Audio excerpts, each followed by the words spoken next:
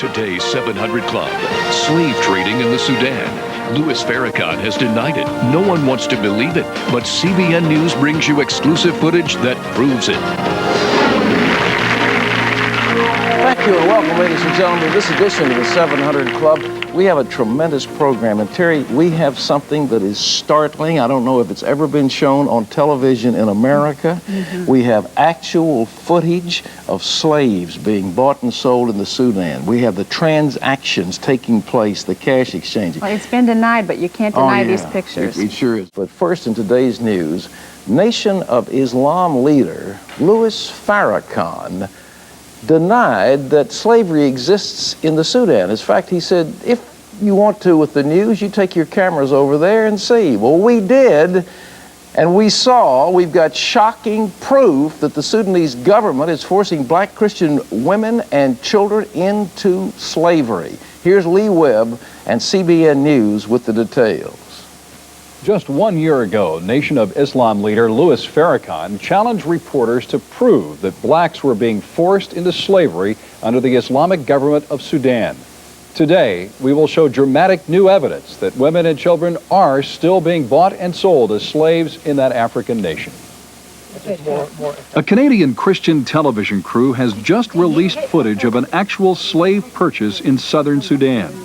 Crew members from Canada's 100 Huntley Street program began their dangerous mission from a dusty airfield in northern Kenya. When they arrived in the Sudan, they met a slave trader at the head of a long column of slaves. Canadian reporter Cal Bombay described the scene. All of these that you see walking by me are those who have been in slavery for years, and these young boys and girls have been taken over the last several years in slave raids, which have been often, in many cases, killed their parents, taken their mothers with them, or separated them in other places. In all, 319 slaves were bought back with money donated by Christian Solidarity International and by the Canadian 100 Huntley Street program, a ministry similar to the 700 Club. CSI's Baroness Carolyn Cox was there as the redeemed slaves told of beatings and inhumane treatment by their captors. Despite the documentation you've just seen, there are those in this country who deny that the slave trade in the Sudan exists. Among them, one of this country's most controversial and influential black leaders. A newspaper published by Nation of Islam leader Louis Farrakhan has called reports of slavery in the Sudan a big lie, another manipulative device to divide the black and Arab people in America. And a Farrakhan spokesman dismissed slavery reports as a Jewish conspiracy.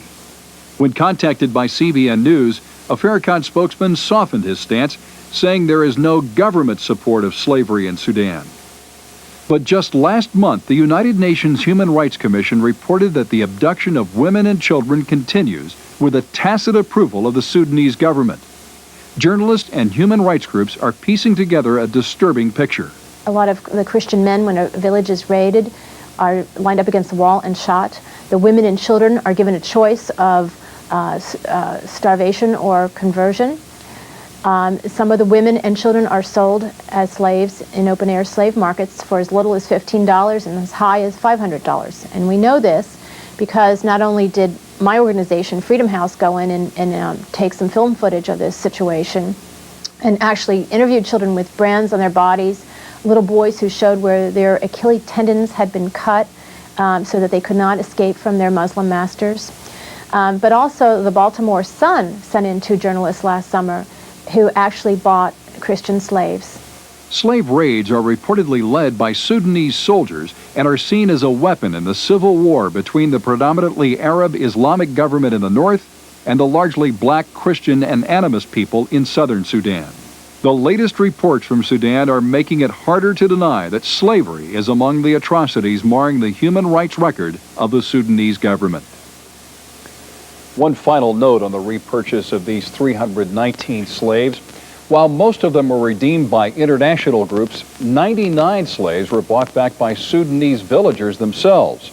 The American Abolitionist Leadership Council has urged the White House to give top priority status to the freeing of slaves in Sudan and also in Mauritania.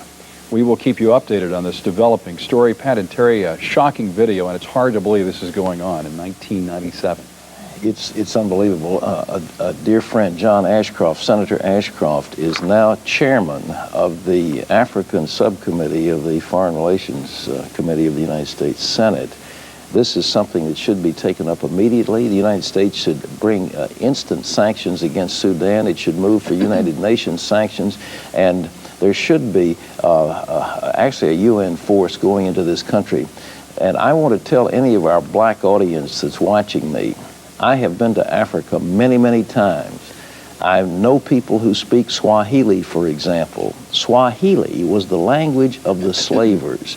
The slavers were Arabs who came into Africa and enslaved the blacks, took them to the port cities, and shipped them out to England or America or wherever else. Slavery in any form is horrible, but for people in America who are Christian black people to embrace Islam and to embrace the Arabic way of doing things, they are giving approval to that entire system that enslaved their ancestors. That's where it came from. And when you see young black children, students, I said not children, students in colleges some years back being demanding courses in Swahili. Swahili was the language of the slave traders. It was not an African dialect. It was a combination of dialects forced upon the Africans by their Arabic masters. And ladies and gentlemen, we've told you about it before. The Islamic nations are virulently anti-Christian, and there is anti-Christian persecution of monumental proportions. I commend Abe Rosenthal, who used to be I believe the publisher of the New York Times, who is now semi-retired, who has written several very excellent columns about the persecution of Christians around the world. And it's amazing that it is the Jewish community that is sounding the alarm about the persecution of Christians. But it's time Christians in America, get out of their sense of indifference and get engaged in this struggle. You know, Pat, none of us can afford to be indifferent in these struggles. You see even in that report that where does the ball land ultimately? This is a Jewish conspiracy, it says. I mean, well, that's Farrakhan. He is an absolute charlatan, in my opinion, and he is embracing Gaddafi. We don't know how much money Gaddafi gave him, but we understand he was offered a substantial sum, even as high as $1 billion. And to have somebody who essentially has become an agent of foreign terrorist groups is to me very frightening. And the fact that there are people in America who are so gullible they'll fall for that line is just nothing short of appalling. Well, another thing we need to say is that those of us who know the Lord and love the Lord need to be praying for these people whose lives are being touched by this. We have a fact sheet we'd like to offer you if you'd like to know more about the issue. It's called Modern Day Martyrs Suffering for Their Faith. If you'd like your free copy, if you'll call 757-420-0700, we'll get it out to you as quickly as possible.